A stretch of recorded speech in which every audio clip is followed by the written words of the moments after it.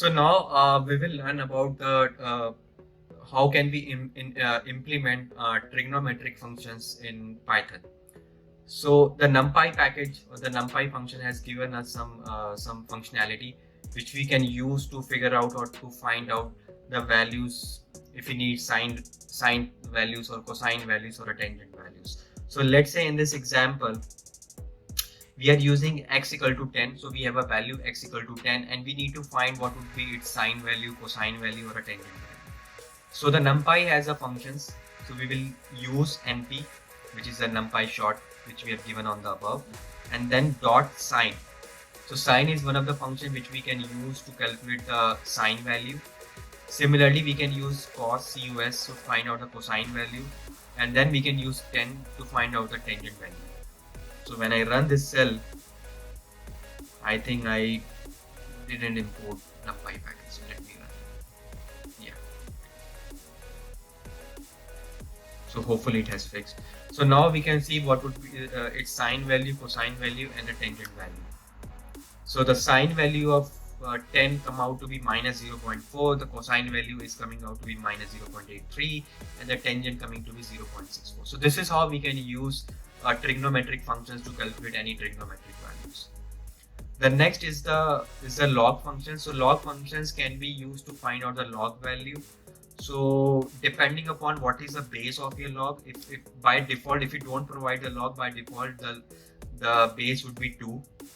But if you want base of 10, then you will provide the value 10s. So for example, let's say we have a x equal to 10 and we want to find out the log when the base is 2 and when base is 10. So in the first print statement, I am finding the value of a log when the base is 2. So since I am not provided any base, so by default it will take 2. And in the next print statement, I want to find out the log value of x when the base is 10. So here I am passing the base 10, log 10. So np.log 10. So when I run it, I will get the log of x 2.3 and base of 10 of x coming out to be 1. Now the exponential function. So to find out the exponential function, we can use the function name as np.exp. So np.exp will give us the exponential value.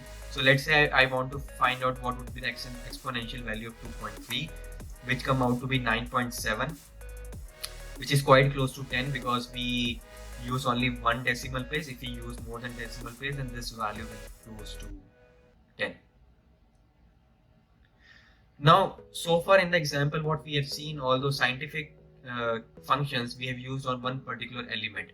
But how about if we have a NumPy array or a NumPy metric which has multiple elements, multiple rows or multiple columns?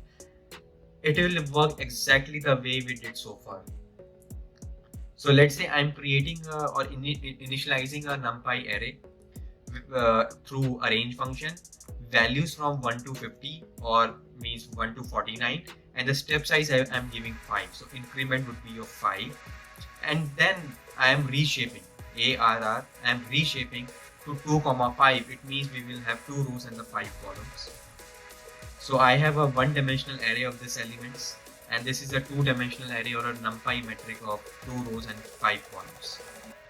And we can use the same functions np.sin, np.cos, np.10, log, exponential to find out their values, whether it's a 1D array or a 2D array. So when I run it, we got the value.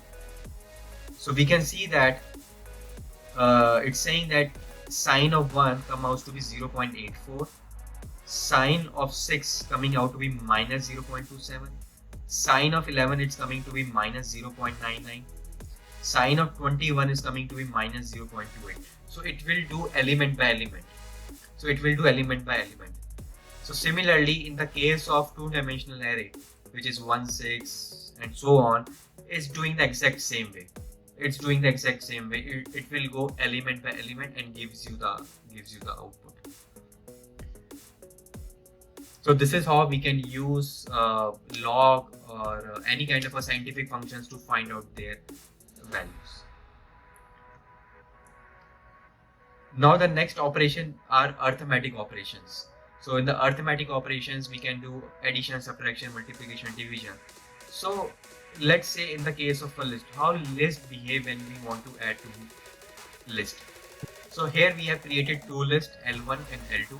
Both have 5 elements. Let's say we want to add those two lists and see what the output we will get. So when I run this cell, this is the output I am getting. This is not the expected output. We were thinking that it will add two lists and give us the addition of those two lists. Instead, it has concatenating the two lists. So it's like appending the two lists into one. So this is not the expected arithmetic operations we were looking for. So in order to resolve this issue, we can use the NumPy array. So we can convert this list into NumPy array using np.array L1 and L2, and then we will do the addition L1 plus L2, L1 minus L2 for subtraction, multiplication and divisions. And this would be the output we will get. So for addition, it will go element by element. So first element 2 and 3. So addition of 2 and 3 would be 5. Then addition of 3 and 4, 7. Then the next element 4 and 5. So the addition is 9. 5 and 6, the addition is 11, and so on. And similarly, it has done subtraction, multiplication and division. So element by element. Now let's see how this operation will work when we have like a NumPy metric. So the way I am creating a NumPy metric is np.arrange 1, 10. Basically, it will create 9 elements from 1 to 9, and then dot reshape 3, 3 means reshape into 3 rows and 3 columns. Same I'm doing with L2. Its value will start from 11 to 20. So when I run it, we will get this output. So we can see the addition of L1 and L2. So L1 first element is 1, L2 first element is 11. So addition of 1 and 11 is 12. Same 2 plus 12 coming to be 14, 3 plus 13 coming out to be 16. So it means it will do element by element. Now here is a catch when it comes to multiplication. Now when we use a multiplication, this operator is doing a multiplication again element by element. What I mean is 1 multiplication of 11 coming out to be 11. 2 multiplication of 12 is coming to be 24. 3 multiplication of 13 is coming to be 39. So doing element by element. But students of linear algebra might get confused because they don't expect multiplication to happen in this way. So in order to overcome this issue, we can use a different operator at the rate, L1 at the rate. So L1 at the rate L2, when we use this operator, it will do the multiplication as per the rules of linear algebra. So whenever we want to use multiplication of two metrics based on linear algebra, use at the rate. But if you want to do element by element multiplication, then use the simple multiplication sign. The next function we will learn is a transpose function. Now transpose function is to converting from one form to another form. So we can do through NumPy function, which is transpose np.transpose of x, or we can simply use .t. So here x is our NumPy metric. Again, I'm doing the same thing, initializing 1, 10. So values would be from 1 to 9, and then reshaping to 3, 3. So 3 rows and 3 columns, and then I'm transposing it. So x equal to, this would be our 3 by 3 initialized NumPy metric. The transpose of x, this would be this one. So let's say in the original metric is the first column is 147. Now this first column 147 has become the row now, 147. The second column 258 has become the second row, 258. Now 369 after transpose has become the third row, 369. Sorry. So this is how we can transpose any NumPy matrix to a different one. Now when we're talking about NumPy metric and mathematical operations, so we typically use for a lot of different statistical analysis, especially when we are doing data analysis, machine learning, data wrangling, data manipulation. There will be a lot of situations will come up when we have to use some kind of statistical functions. It can be finding their median value or a mean value or a standard deviation values. So in Python, we can use the NumPy package. So NumPy package has the functions like np.min, np.max, np.min to find the mean value, np.median to find the median values, np.std will find a standard deviation of the values. So I'm initializing the x again the same way, 3 by 3, 3 rows, 3 comma. The first print statement is basically finding the shape of x. So np.shape will tell me how many rows and columns are there. So np.shape will tell me there are how many number of rows and columns. Now in the second print statement, what I'm doing is np.shapex, then I am passing in the square bracket 0. So it will tell me how many number of rows are there. Now when I pass 1, it will tell me how many total number of columns are there. And then np.sumx will basically find a sum, np.min, minimum value, max value, and so on. So we can see that this is what x has the values. Now shape of x 3 comma 3 means there are 3 rows and 3 columns. And the sum of this whole x would come out to be 45. Minimum value of x is 1, minimum value is 9, mean value of x is 5, and so on. So this is how we can use some of the NumPy functions to calculate some of the statistical values, whether it's median, mean, standard deviation, and so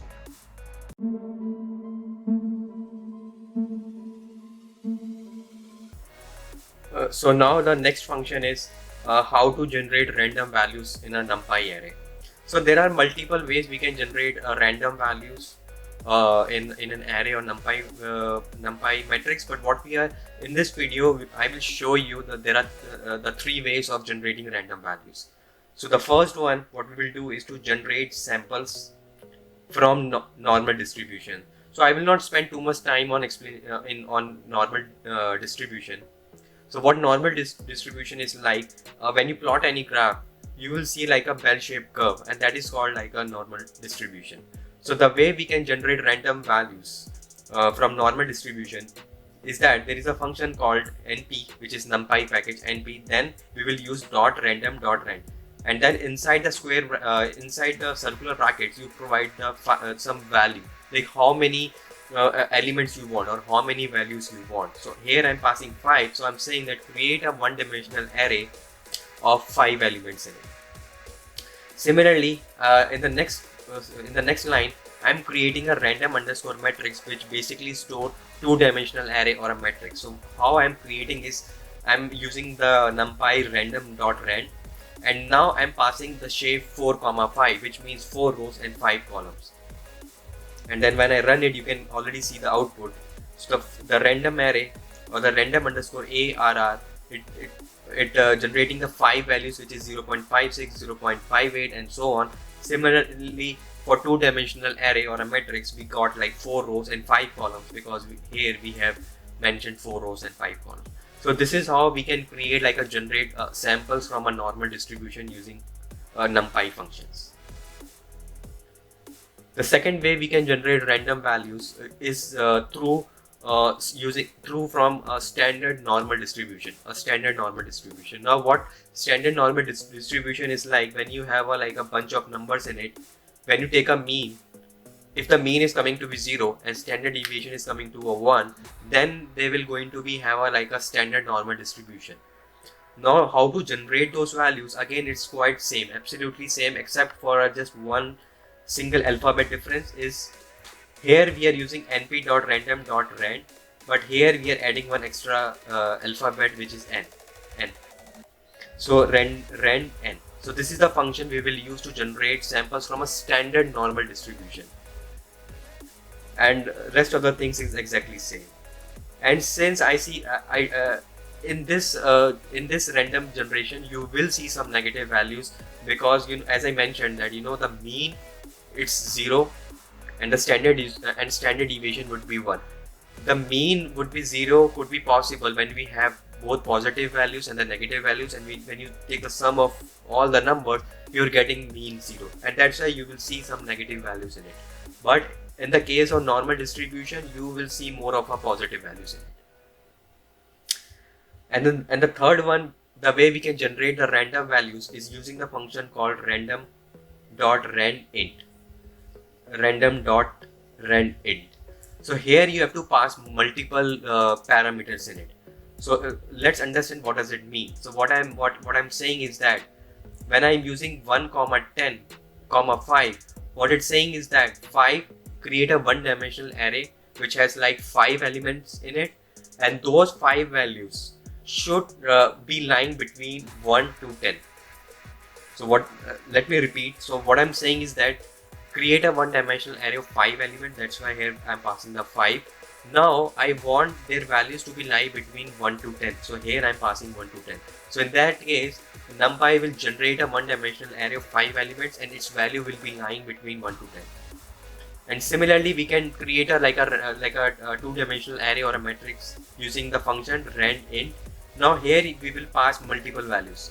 So for in the right side, we will pass the shape, what kind of a shape you want in your matrix. So here I'm passing 5 comma 5 inside the square bracket. So it will consider that we want 5 rows and 5 columns, and those values should lie between 1 to 10.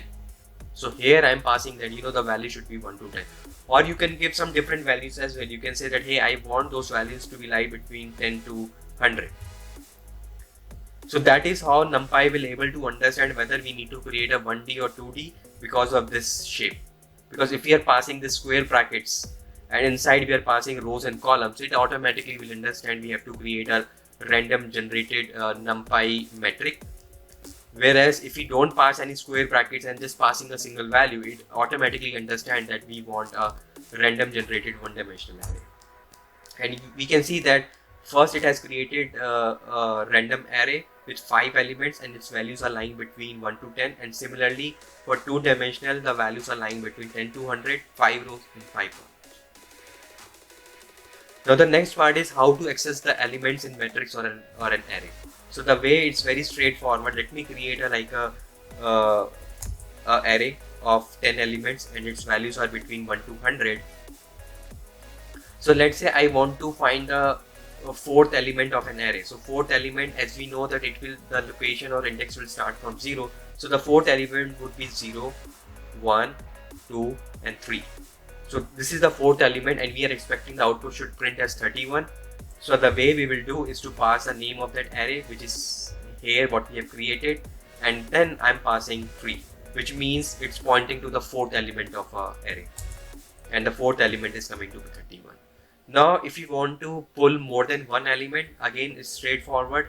We will pass inside the square bracket first the starting number 3 and then the ending number, which is 7. So it will pull the element which is present from this location number 3 till 7, and we can see the 4th to 7th elements are 31, 41, 51 and 61. So this is how we can use to slice and dice and to access elements of an array. And now let's see how can we access the elements of a matrix, which is a two-dimensional array. Let me create a two-dimensional array or a matrix. So this is what we have created with 2 rows and 5 columns. Now let's say how can we access elements of matrix. So the way we can do is to pass first the row number and then the column number.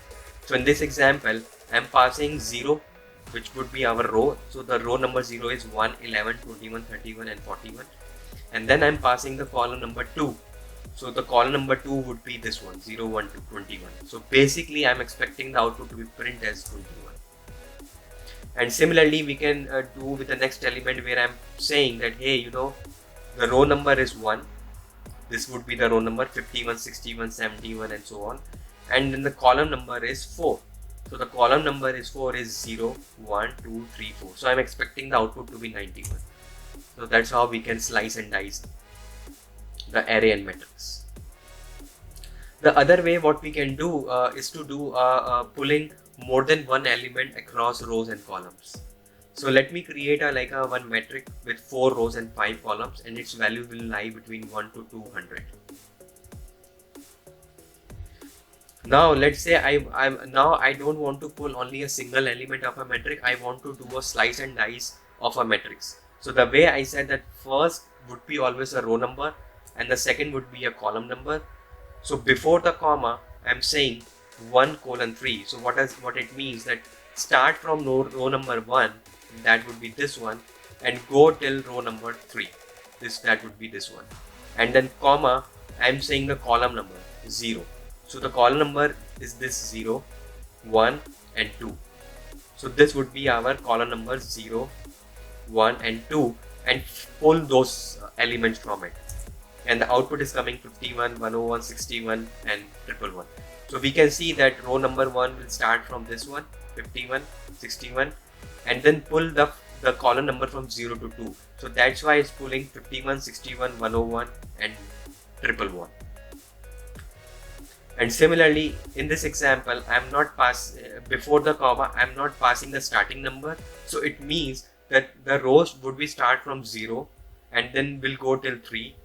And here I'm not passing the end number, so it means the column number will start from 1 and will go till the end.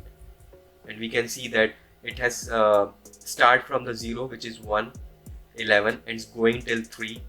So that would be 0, 1, 2. This would be 2. And then the column will start from 1, that would be 11, and then go till the end. So that's why we can see this particular output. Similarly, before the comma, now here I am passing that row number will start from 1 and go till 4, and the column number will start from 2 and go till 4, and then it will pull those particular elements in. Now the next part is how to filter elements in a NumPy array. So the way we can filter the filter the values in a NumPy array or matrix. So I am creating here a random metric with 4 rows and 5 columns in it. So the way I am filtering out is this: inside the square brackets, I'm saying wherever the values of this matrix is greater than 0, only pull those elements. And now it's pulling only those elements where the value is greater than 0. So first you will pass the name of that metric, and then you inside the square brackets you will provide the conditional statement or some operator conditions. So here I'm providing the conditional statement as that random matrix where the value is greater than 0. So that's how it's pointing. Now the next part is let's say I'm creating some new metric, a one-dimensional metric where the values will be from 1 to 100. So what I'm doing here in this filters condition, I'm saying that pull only those elements where the value is equal to 20,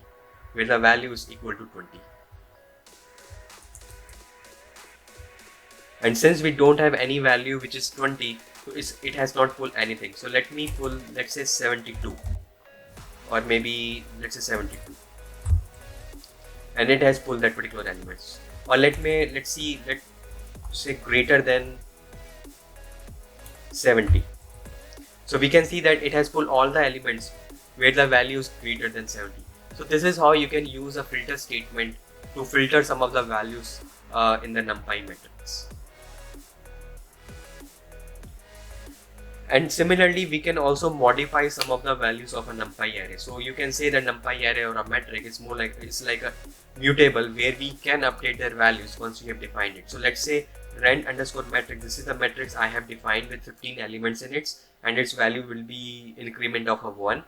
Now what I'm doing is that, hey, I want to update the first element of this NumPy metric equal to 100. So currently the value is 1. I want to update to 100. The way I will do is to provide the location number rand_metric 0, that is the first location, and update its value to 100. And we can see that the value has been updated to 100. Similarly, I can update multiple values in a single command. So what I'm doing here is that in the rand_metrics, I'm saying that any values which is present from location number 0 to till 3, update those values to 250. So it has updated 0th location, 1 location, and the second location. As you know that when we provide the destination, it always -1. So 3 means 2. So 0, 1 and 2. So all the 3 values have been updated to 250. And similarly, we can update those values for metrics as well. So I have created here 3 rows and 5 column metric. Now what I'm saying is that in order to update its value, first I will pass the row number which is 0 and pass the column number which is 2, and I'm saying that update that value to 250. And we can see that row number 0 with column number 2 has been updated to 250.